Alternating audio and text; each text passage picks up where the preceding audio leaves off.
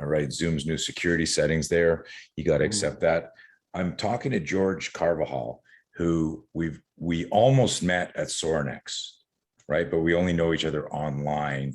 Right. Why don't you started off chatting about that? We could talk about Bert Sword and Sorinex for a minute, and then get to the real reason for this call, which is like a crazy story, but I don't want to get into that now. Tell my listeners, who are mostly law enforcement, military, martial artists, CrossFitters, fitness nuts, and just good humans interested in their personal safety. But tell them about you, your background. You're an elite coach, and you're at Summer Strong, and we almost intercepted or interconnected there. But go for it. Yeah. So my background is I'm a performance coach, private performance coach. I've been a performance coach at University of Florida, University of Nebraska, and the U.S. Olympic Training Center, working with everything from bobsledders to springers to my main clientele right now are special operations guys, surfers, big wave surfers, and NFL off-season guys most of the time. And mostly it's a niche of defensive backs. So that's sort of kind of what my background is. I was a high school athlete, just like everybody else, got injured, walked on at the University of Florida, realized I was not going to be an NFL guy, and sort of was curious about the whole concept of performance, and went down that rabbit hole. Here I am 28 years later. Is your performance stuff kind of biased to mindset, visualization, mental training, or is it also the physical stuff?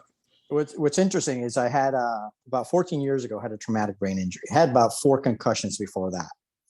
When you're a walk-on at a college campus, university, you're a kamikaze, right? You're trying to make the team. So you're the guy that just knocks everybody out, but you knock yourself out in the process too. And I did that several times. And then I had a surfing accident that hit me in the temporal area and crushed my skull and gave me a traumatic brain injury. And so that recovery from that was super slow. And I got into the concept of neuroscience and neurobiology and learning about the brain. Nobody was really helping. They just throw kind of pain pills at you. And I was really interested because I lost the ability to read and cognition, and I love to read. And so I kind of went down that rabbit hole too, about the whole concept of the brain. And my underlying current during that time, and probably for the next 10 years, the underlying current was fear, which is really sort of kind of how I came to you and your stuff, right? Is understanding why that switch was flipped to fear. And no matter what I did, it just would not flip over. And I figured there has to be a way to be able to get back to some kind of normalcy, whatever it is, whatever that word means to people. But little by little, that switch was flipped, but it took a long time, and it took a lot of concepts and reading into the brain and the mind, understanding the brain always wins, and then using that and flipping that and using that in performance, and going through the concept of meditation, and then teaching guys in the concept of chaos, how to come out of that chaos, how to handle chaos, how to be okay with chaos. And military guys are phenomenal at it, but so are the big wave surfers, right? They live in fear. They're surfing a 5-story wave every time they go out. So there's an aspect of fear they overcome. And the reason I went to those groups, and it was just purely coincidental, is they're really a microcosm of each other mentally, right? They have this incredible amount of wherewithal when it comes to concept of the brain and neurology and neuroscience and just forward thinking, et cetera, et cetera. And theirs is an intuitive adaptation. They don't understand the big words and the 100% and the patterns. It's very intuitive. And ironically, I was actually just listening to Laird Hamilton being interviewed by Stephen Kotler, and very fascinating listening because Kotler, of course, is like he's a savant with like his vocabulary, and right. He's researched it for so long, and Laird, as educated as he is, he's more of when he talks about it, it's way more simple. It's way more. You're just a normal guy. Yeah. Right? Yeah. So that's and ironic, fascinating that like literally 10 minutes before I logged on, I was driving back from an appointment for my neck injury, um, listening to that connection between combat sport athletes, combat personnel, big wave surfing and stuff. And did you, where did you get the most? Was there something you were doing in your exploration to heal yourself that gave you the biggest bang for the buck? I hate that expression with context to healing, but was it cumulative? And then one day you notice, and I'll tell you, for me, I had some back issues going on and some stenosis and the neck injury, and it just created this emotional duress that amplified my inflammation to the point where I couldn't walk 50, 60 feet without stopping to squat and kind of floss the nerves because the pain in my legs was so extreme. If I tried to run, my fingertips would go numb. It was insane. And it took me about a year and a half of breathing exercises, meditation. And I don't know if you're familiar with my friend, Eric Goodman, who created foundation training, which is I describe as tactical yoga. It's creating like internal traction for your spine. And nothing was working. And then I started to notice, like, I'd go for a walk with my wife and I'd have to speed up to try and keep up with her. And she never walked faster than me. And then one day I noticed I was walking in stride with her.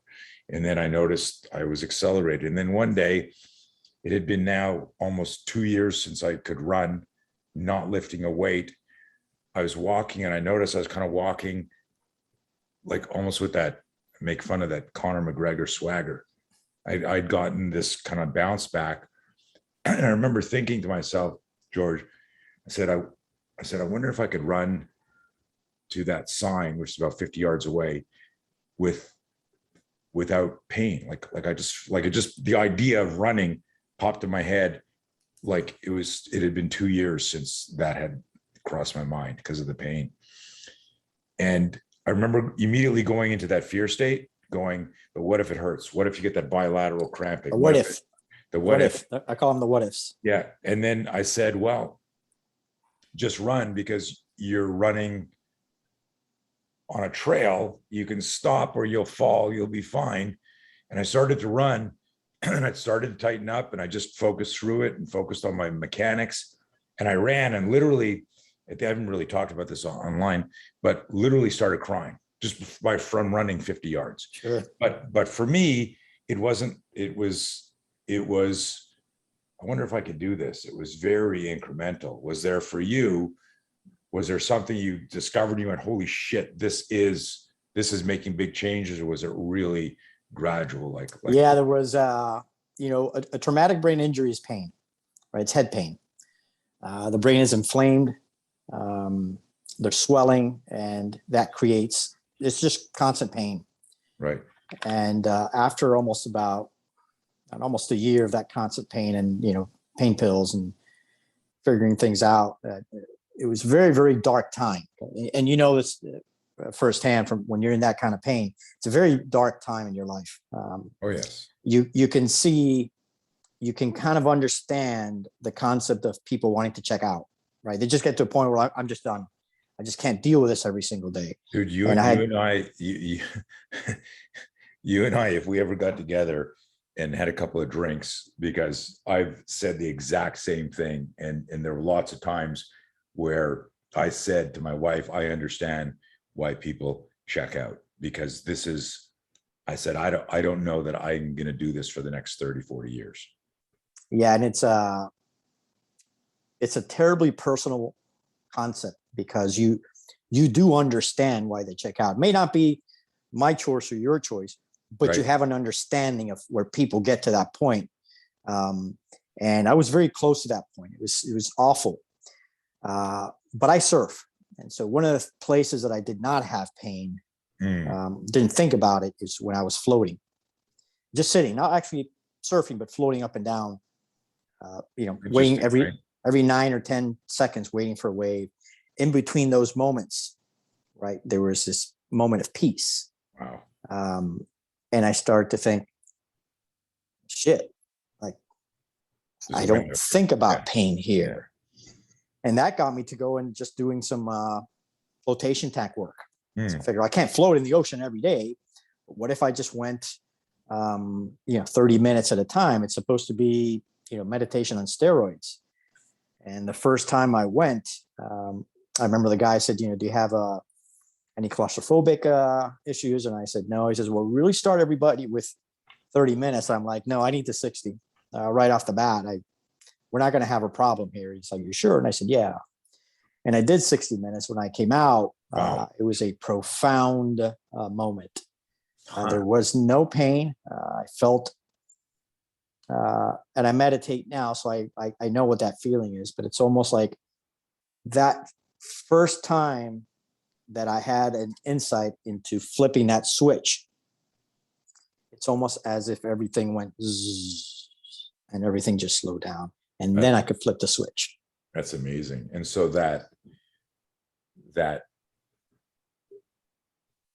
epiphany you had on the ocean translated to the flotation, because before you said flotation, I thought about that right away. And my neck injury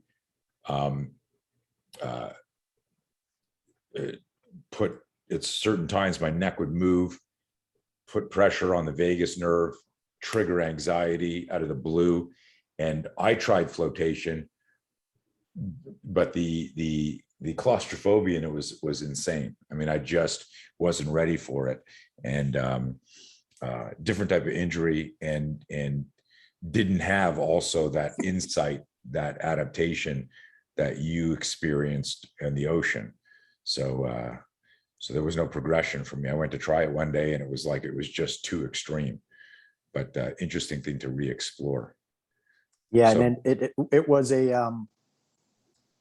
that was obviously an epiphany, an enlightening moment, but it took a little while for the body to start the healing process. But that was the first time when I thought there's a light at the end of the tunnel here. And the thing is, I hold that key. Nobody else does. Nobody's going to do this for me. Right.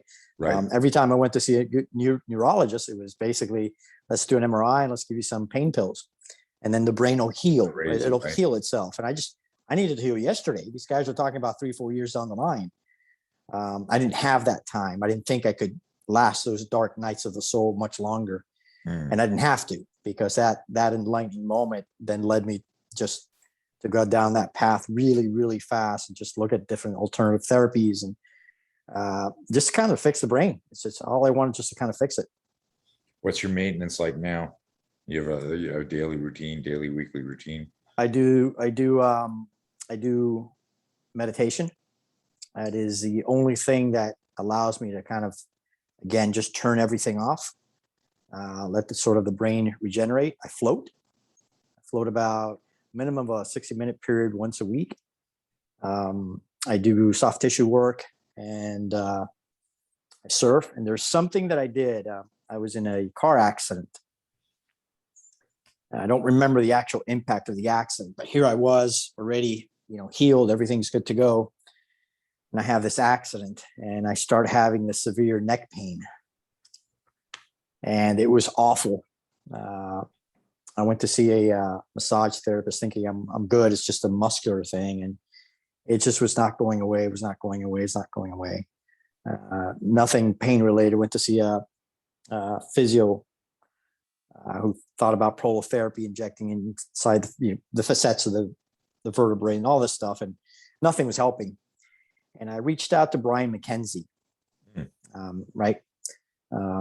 And Brian sent me a questionnaire and set up a breathing practice, a breathing protocol. Was this post his neck injury? Do you remember? That was before. Okay. That was actually before. And I just did what he told me to do. I trusted what he was saying. And I had sort of turned every other stone and kind of was back at this pain thing. Mm-hmm. Like literally 14 years to the date. I'm like, here I am again. Like, I don't want to do this again. And to your point about the anxiety, there's this pre-existing anxiety. Every time the pain would come, it's like, oh, here comes the pain. I don't want to deal with this. And here comes this anxiety that was welling up. I had no control over that whatsoever. And so I did the practice, and the very first time I did the breathing protocol, I got triggered. I actually remembered the impact, and I don't remember this, but I remember when the breathing, and I remembered I grabbed my neck right after the accident, and I thought, oh my God, I forgot that. I don't remember that. Mm-hmm. And then I started to have tears. Something happened. I don't know what it was. It was something very profound. And within about 2 weeks of doing that protocol, my pain was 60% gone. Wow. I didn't do anything else. And I'd say about the 4 to 5, maybe 6 week mark, I had zero pain. It was on a scale from 0 to 10. I was a 0, and I did nothing else except breathe. Which was the breathing sequence? Do you remember? Was it a variety of stuff, or was it a particular? It was depending on how you kind of answered the questionnaire, and had a lot to do with anxiety and how you kind of dealt with anxiety and stuff like that. It was an inhalation for a certain amount of time, a breath hold, and then an exhalation. And there was a morning, there's a pre-workout, there's a post-workout, and there was at night. And one thing that I am is I'm very compliant. If you tell me that this is the way you have to do these 16 times a day, they're going to be done 60 times a day. You're coachable. Yeah, I'm very, it's 100% will follow what it was. And I sent him a text, and I said, I don't know what's happening here, but something happened. And I'm not this wasn't metaphysical to me or anything. It was simply straight physiology. And the tissues were locked up. I don't know what it was. But that practice, I continue to this day. It's been phenomenal. It's something that I share with all the guys I work with. And it doesn't have to be super, super strict. You know, the special operations guys have always done the box breathing, right? 4 in, hold, 4 out. And it works. Mine was just tailored to me based on that questionnaire. It's part of the whole concept of the art of breath, and what he's teaching now, which is he has some phenomenal work on his Instagram page. And that was part of the practice, and continues to this day. And it's what allowed me to finally flip the switch. So it wasn't just the meditation; it was the breathing. And I would say the catalyst of everything was the breathing. It's huge. It's huge. Yeah, Brian's been a friend of mine for a long time, and he's one of the guys. I love that guy. Yeah, have you met him, or you just know him online? I have not met him. No. Okay, cool. Well, yeah, no. We share like you now, and I. We share a lot of common friends. Yeah. So it's I have always felt I owe him something, and there was something that happened there that nobody could fix. And I'm not saying that he fixed it. I just think he directed me toward a path. Facilitated something. For sure. He has a way, being, the tattooed rebel that Brian is. He's just got a way of he's just Brian McKenzie. He's going to tell you, as he sees it, and it goes. So there's no fluffy woo-woo anything around it. And but he was actually the guy after I had my neck injury, where I'm getting the anxiety and stuff like that. And I called him, and he told me to read The Brain's Way of Healing. And put me on a breathing practice, and like within a month, there was a noticeable control over how, if I started to feel this physiological anxiety, because it wasn't like I was like thinking about something and it wasn't like a fear spike that triggered it like a traditional anxiety. It was literally a hypermobile neck from too many strikes, too many hits to the head. There's some stretched ligaments. I've had x-rays on it where you can see there's a gap. I don't know the names. There's a gap that's over twice as big at a part inside my neck that they say, well, that shouldn't be there. Like, so if you get hit at a certain angle, if your head moves at a certain angle, it'll slip and compress nerves. So, I could sleep weird or turn my head while my body's a little tight, and I'll actually feel it slip a little. And I go, oh, fuck, here we go. Anyways, but Brian, ironically, also was the was the guy in my car sitting there freaking out going, dude, and he's going, and he's doing the breath hold with me, doing, testing the CO2 and communicating and go that. So anyone listening here who's dealing with any sort of pain and stress in their life, go check out Art of Breath. And this apparently became a big infomercial for Brian McKenzie. Yeah. And the funny thing is, I wasn't looking to be pain free. I really was looking to reduce the hyperarousal state I was in. Right. That would then allow healing within itself. And that's what the breathing did for me. It basically, the pain left as a result of being less aroused, right? Hyperarousal went out the window and then pain followed that. So it was amazing. Yeah. So that's part of my routine. Interesting. That's great. This popped in my head because a conversation I had with a couple of conversations I had about my cycle behavior and our fear management, the psychology, but this relationship between how we feel influencing how we think influencing how we feel. Both of them afflict your performance. And so there's a really interesting connection. And depending on what becomes your initial foundation becomes your unconscious bias. So there are people who go, well, you need to get your breathing together. And then, I would tell people, well, if that's not natural for you, if you get your head together, then you'll want to do the breathing. And so understanding the psychological map of how what you're thinking is actually can change your emotional state. And in some cases, and in some cases, like for you with your injury and me with my injury, it was it was the neurobiology of trauma that was impacting our psychological state. So, I spent years and years in the ring, traveling, training people. I didn't have like pre-existing anxieties about doing things where, I might get injured or there's risk. I've been doing it for decades. So this is all new to me. And so the breathing it had never occurred to me that you could intentionally breathe on purpose. We take it for granted until you learn it, right? And so that was a huge light bulb moment for me. And everybody's response is, well, everybody breathes, and they miss that concept. It's not about just breathing. Yeah, and you can, especially in this last year and a half, with everything going on in the world. I tell people, listen, you can exercise your lungs just because you went for a run or did some hill sprints. Yeah, you're exercising your lungs, you're building your aerobic and anaerobic capacity, blah, blah, blah.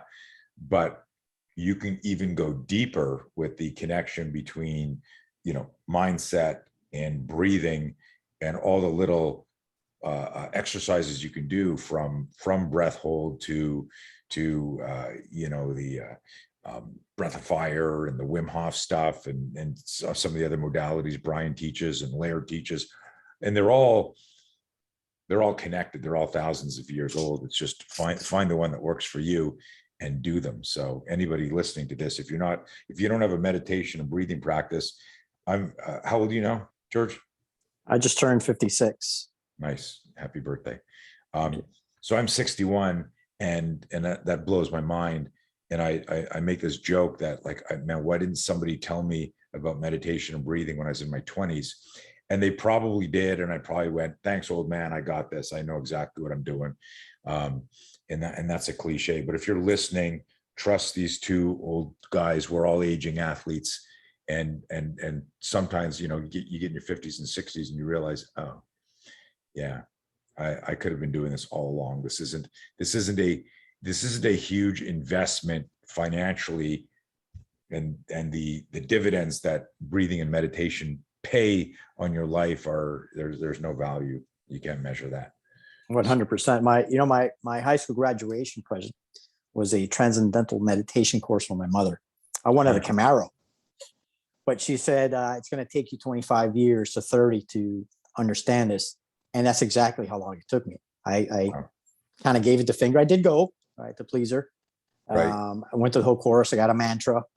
But I didn't really follow through. And then later on, I realized I already have the tools where I don't have to read books. That's funny. I just got back on the horse, and it was almost 30 years to the date. It's That's amazing. funny. That's excellent. Talk a little bit about, I suppose you and I could probably talk for forever on stuff, and I'm fascinated with. I didn't realize that there were so many connections. So let me tell the audience why I invited you on here, and I didn't know about your injuries and the head injuries and the fear connection, because that sounds like my fucking life recently, the last few years. So here we are.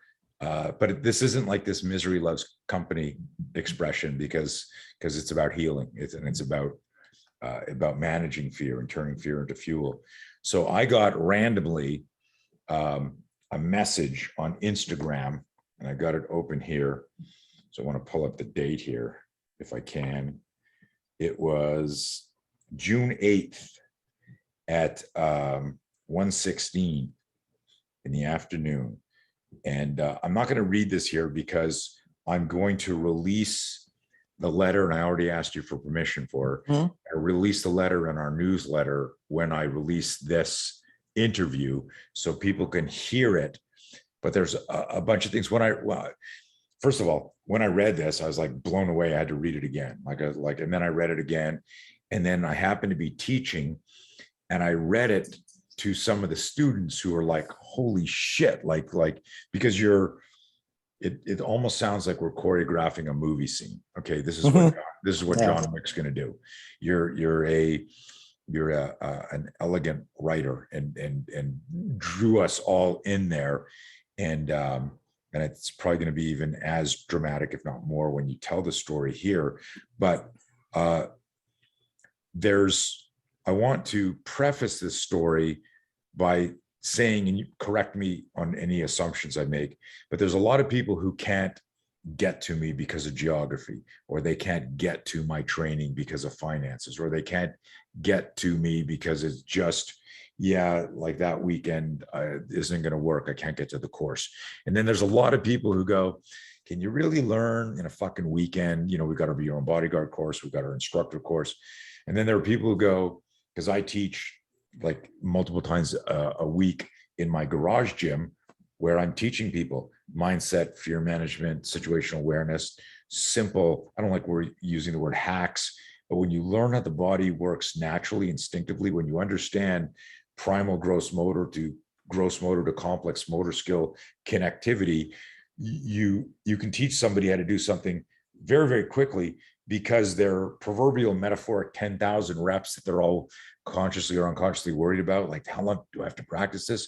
That if I tell you as an athlete, well, if you can do a front rack, as a Olympic lifting move, well, you can elbow somebody in the face. Or if you can hold a steering wheel, you can do a nonviolent posture. And if you can put your seatbelt on, you can throw an elbow. And I'm showing all these movements that you've done 10, 20, 30,000 reps of, to explain you've got the neural patterns to make those movements happen. Now, if we can connect aggression and fear management to it, suddenly you're a fucking walking human weapon, and you can weaponize yourself if you can manage the fear and somebody gives you the education. So all of that preamble, and anyone listening to the No Fear podcast has heard me blather on about that sort of stuff. So there's something familiar. So now back to George's story. I get this very, very long, and I'm going to just show you.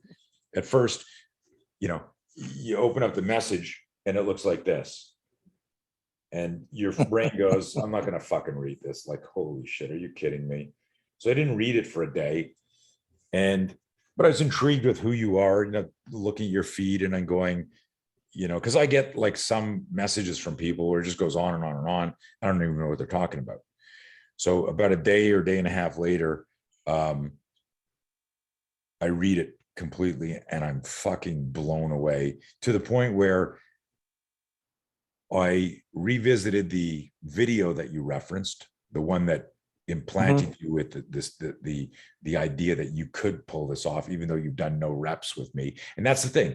George has never trained with me. He's never done the garage gym. And so for those of you listening to this going, you can't really learn online. You can't really listen to this fucking story. And on that note, I'm going to shut up. George, tell them what fucking happened.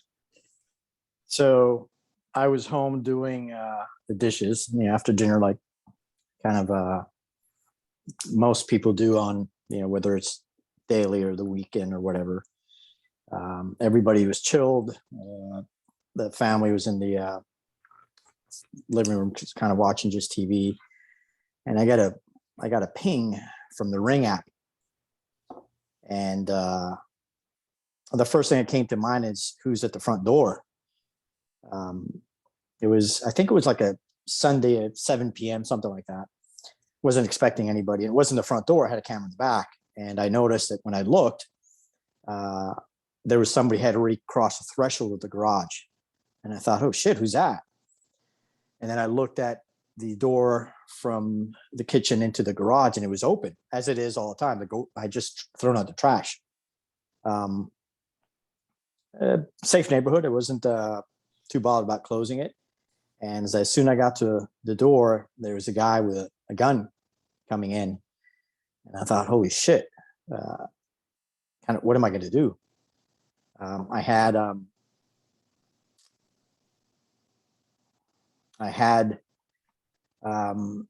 some weapons, but the weapons were not accessible. They were actually on the other side of where my family was. And I thought, shit, right? I did not place these where they should have been. That's sort of kind of really quick thinking. And then I kind of stopped right where the threshold of the door was. And I said, you can't come inside. And he looked at me like, looking at the gun, like I got a gun. And he took a step and he said, inside. Remember that word really clearly. I get goosebumps now when I say that word. And I said, you can't come inside, man. And he said, inside. But he took a couple steps back. And when he took a couple steps back, I have no idea why I did this. It's not prior training. I referenced the video because I saw that video about 20 times. I've seen all the videos, right? You put out and stuff. Oh, just so people who know, because I didn't really explain it. It was August 4th, 2019 is the actual video, August 4th, 2019. And it's called Active Shooter. And so you have, I think it's your wife in the garage, and you're sort of kind of in the posture where you're the aggressor and she's kind of protecting herself. She's aggressor and you're protecting yourself, and you're looking around and you mentioned something about a purse, and you grab a water bottle. And to my immediate right was my stack of water bottles. And I got a water bottle and I threw it at him. And he flinched, right? And it's almost like, bing, something happened in my brain.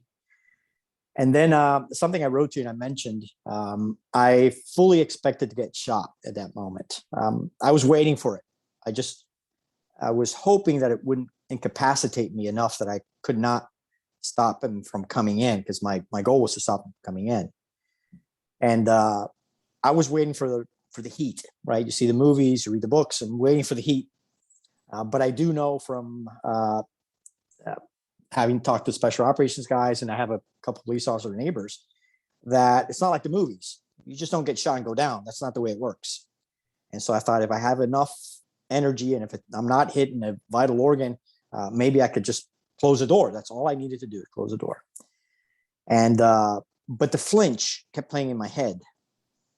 And then he turned the gun to the side, sort of gangster thug street style. And that's when I expected to get hit. And the things he never shot. He just kind of was standing there and said a couple more things. I don't remember what he said. And then I looked at the next thing I had, and I had a can of WD-40. And I don't know why, again, the bottle didn't do much harm. I kind of angered him, but I also thought, well, he didn't shoot me either. Did the bottle hit him, or he just flinched? The bottle hit him. The bottle hit him in the chest. Yeah. But he dropped. Right. And so when I got the WD-40, he sort of kind of like got this face like, don't even try that. And so I did the same thing, right? I sort of kind of did the flinch, I'm going to throw it at you. And my background is I was a high school quarterback. So I dealt with a startle and the flinch response all of my life. I know it exists. And I know it exists based on what I had just seen. He flinched when I threw that water bottle. And so I had sort of a plan, sort of kind of a dirty plan, which is I'm just going to double pump and throw it on the second pump. And that's exactly what I did. I kind of did one of those, and he dropped. By the time he came up, the WD-40 bottle was already flying in the air, and hit him square on the forehead, made about a 7 or 8 inch laceration. Nice. Blood was pouring profusely. There was fear, there was confusion, and there was an oh shit look, all those faces same time. And then he just started walking back. He's super startled. He turned around, he dropped the gun, he picked it up, and he ran out. And all I could do was just hit that garage door, and it came down, and just looked at the mess of blood it was a massive amount of blood. But I kept replaying that video in my head. Oh, I don't know why I watched that video 20 times. Obviously now I look back, I'm like, synchronicity. I don't know what do you call that. Sure. But I was fascinated by it because it was so simple, right? So you don't have a Glock. I had a Glock. I had an AR-15. I had a Mossberg tactical shotgun. None of it was accessible. All I had was some water bottles and a WD-40 can. So if you're thinking, well, can you really learn this stuff from a video? Absolutely yes. No question about it. We have never met. I've never been to the courses. I haven't read. I do watch the videos when you put out stuff. Fascinated by them. And I was fascinated by that one because I could imagine that happening. I have a garage. You're in a garage. I have, just like you do, I have equipment. I have some dumbbells. I have kettlebells. I have medicine balls. I have the basic stuff that people would have in a training garage. What if it happens there? I never thought of that. And that's exactly how it happened. It didn't happen through the front door. It wasn't through a window. It was a nice Sunday afternoon, someone coming into the garage armed, and I had nothing to defend myself. He never pulled the trigger. I don't know why. I fully expected, and I told you, I don't know if you've ever spoken to someone or yourself have been in that position where you just know you're going to be shot. And I don't know how to explain that to somebody mentally. You just know you're going to be shot. And so it's like, I just hope that I'm not incapacitated and I can continue doing what I need to do, which is I just need to get to the door to be able to just close it. And one of the things he did when he first came up is he put his foot in the door so I couldn't close it. And I thought, okay, I got a problem now because his foot is halfway in the door, but the body's not coming in there. So when I told him, yeah, you can't come in here, man. I didn't tell him why, but I said, you can't come in here. And after a couple seconds of this conversation of back and forth and posturing, he actually didn't come forward. He took a couple steps back, and I thought, okay, now the game's changed a little bit. None of this is conscious, mind you, right? This is all in the subconscious. But picking up that bottle is I think I was telling one of my friends who's a police officer, he goes, that's the stupidest thing I ever heard in my life. You threw a water bottle at a guy who had a Glock. I'm like, well, I can't disagree. But it goes back to the video. There was a startle response that I saw from her, right? And you didn't actually release what you had. Right. You simply did the fake pump, and she had the startle response. And there's a part of my brain that captured that, recorded that, played it over and over and over because I was fascinated by it, because I had seen that startle response all my life as an athlete, and it was just there. So yeah, that's sort of kind of that was a story. Yeah. Amazing. Happy outcome. It's interesting. A couple of things come to mind. One is that your cop friend would go, that's really dumb. Although that was the setup that maybe saved yours and your family's life. So it wasn't that dumb, but it's funny how people who see eye for an eye, tooth for a tooth solutions. Oh, you have a knife, I have a gun. Oh, you got a gun? I got a long gun. Oh, you got a long gun? I got 2 friends with guns, right? And then they see it sequentially like that, as opposed to, and just for everyone listening to this, I will also link the original video to the story so that you can review that if you haven't seen that. But, there was a time, there was a phase where was a series of active shooting events, and I got really pissed off. And so I just recorded something spontaneous in my garage, and just showing some stuff. And that moment of explaining, and you shoot, and probably a lot of people listening to this shoot. Most of us who shoot suck. We're not very good. Mhm. You know, and we get to the range, we're 3 or 5 yards out, and we get a little too fast, and we're pulling the trigger, anticipating the recoil. And so there's this idea that if you can suck on a range where you're shooting in an air conditioned, climate Controlled environment, right? environment with no stress, what happens if I'm here like this, and I've got something in my hand, my purse, my cell phone, WD 30, whatever it is, and I go like this. And the thing about the startle flinch, and that's why I did it to Jessie and made her flinch. And that was a very organic moment in that video that spoke to you and anybody watching that. Why? Because what makes the spear system so potent and so important is its connection to brain science and neurobiology, and that the startle flinch is a non-conscious movement. Nobody thinks, good guy or bad guy, I should flinch now really quickly. If a stimulus gets introduced too quickly, that hand comes up to, someone's going to throw it, and you don't say to yourself, I have a gun, I could shoot the guy. The stimulus is introduced through the eyes or auditory systems. Your auditory, your visual or tactile system sends a message along a neural pathway, and your reactive brain, the limbic system, the amygdala, your whole survival system hijacks executive function in that moment. You're not thinking, I got a gun, I should do this. You're flinching, which is why people in gunfights miss shots, because they're flinching. And unfortunately, not many people can explain this effectively, and even fewer people integrate this into their self-defense protocol. So,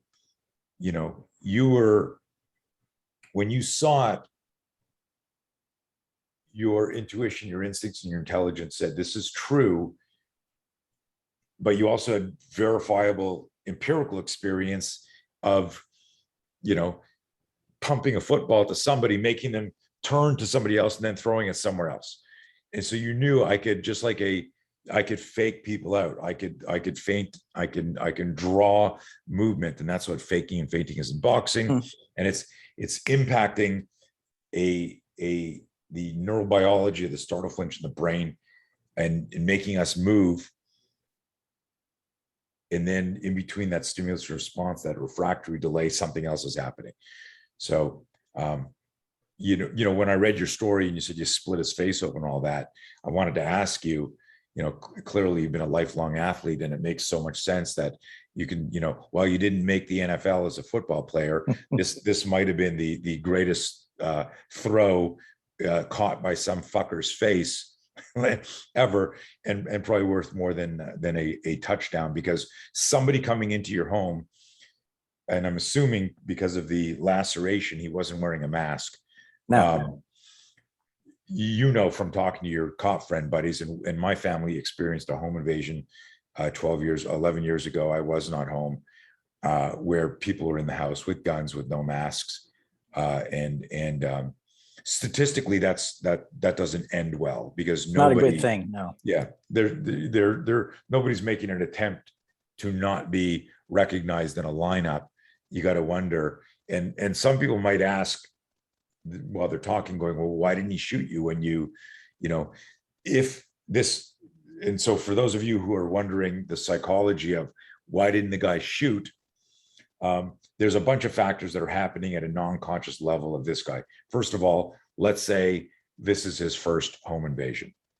So he's got a whole bunch of fear about getting caught, getting shot, getting captured, it not going well. He doesn't necessarily know who's home, if anyone else is armed.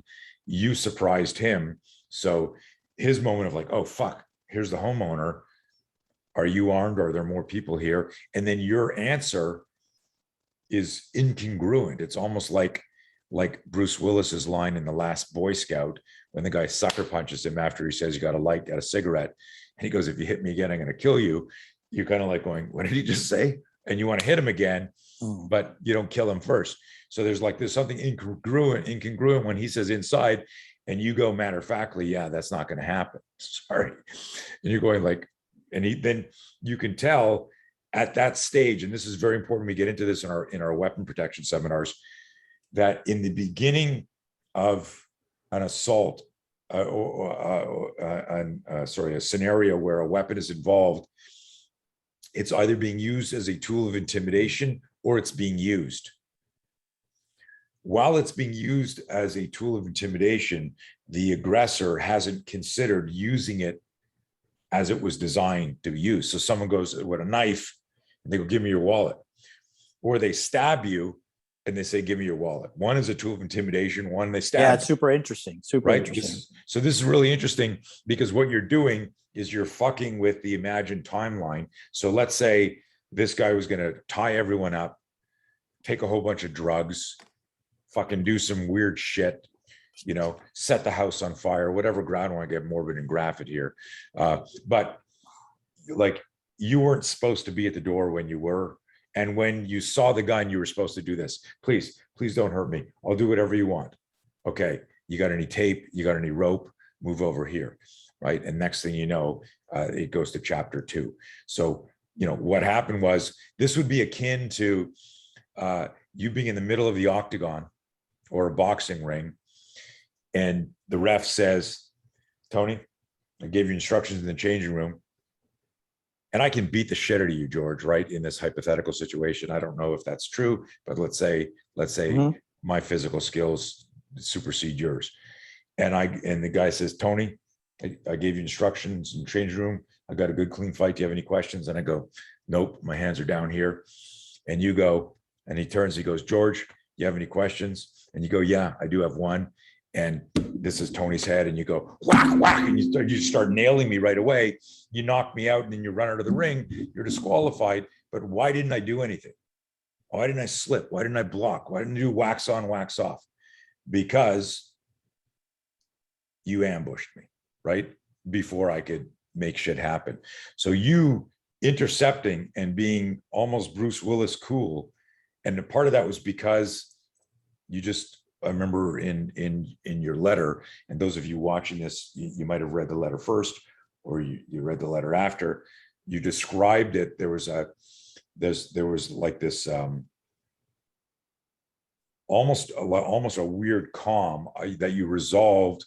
I'm going to get shot here, but I'm not letting this guy get to my family. Yeah, he wasn't coming in. That wasn't happening. And I'm not a brave guy. I mean, but I understand that concept of giving your life for your family, right? That kind of dude, let me inject something there, because I have like 10 different shirts from my company, and I put this one on because I didn't really notice that. Cool. I put this one. We got to work on your situational awareness a little bit more. I want the garage door closed more frequently and notice what people are wearing. I've got my No Fear shirt. I got my Spear University. I've got my human weapon, and I put on my Choose Courage. You said something interesting there. You said, I'm not a brave man, but you surf. You went into a flotation tank for 60 minutes after somebody said, you got any issues with claustrophobia? You went down every rabbit hole to heal your pain. And in my No Fear course, one of my favorite lines I tell people is, you can't be brave if you're not afraid.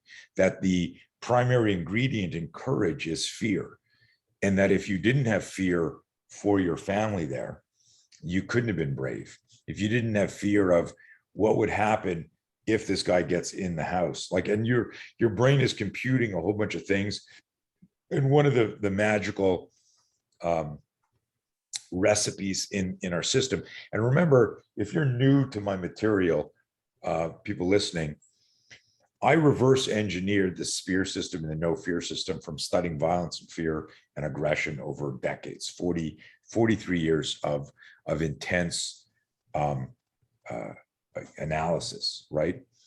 And the intuition, instincts, intelligence combination is something that's like, I try to explain, like that's the genesis of your strategy right there. So it was instincts, intuition, and intelligence, where, you watch the video, and then, a year or two later, you have a home invasion coming through the garage, and right beside your dominant hand is a water bottle, and you immediately flash to Jesse flinching and me doing that.